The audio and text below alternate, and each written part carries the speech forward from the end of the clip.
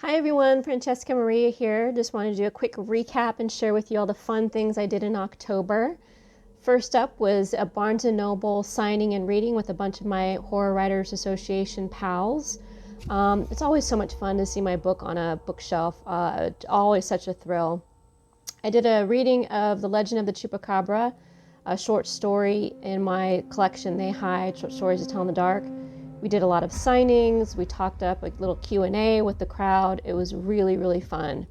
Next up, I did a signing at the Barnes& Noble in Gilroy, California. Met a lot of really cool horror fans down in Gilroy. Speaking of Gilroy, did the Gilroy Library with some of my HWA pals.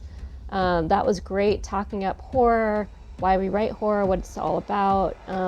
Same night, we drove up to Morgan Hill Library and did kind of the same thing. We did a reading, talked about our work, talked about writing horror and writing in general. It was a really great, fun event. And one of my all-time favorite places in the world is Atlantis Fantasy World in Santa Cruz, California. A lot of legends have come through those doors doing signings, so that was super duper fun. Barnes & Noble in Walnut Creek was the next stop.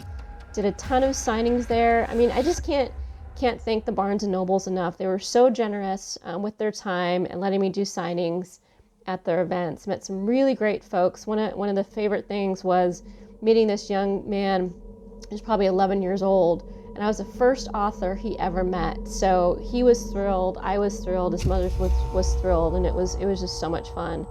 Met some great people, had a great time at Walnut Creek.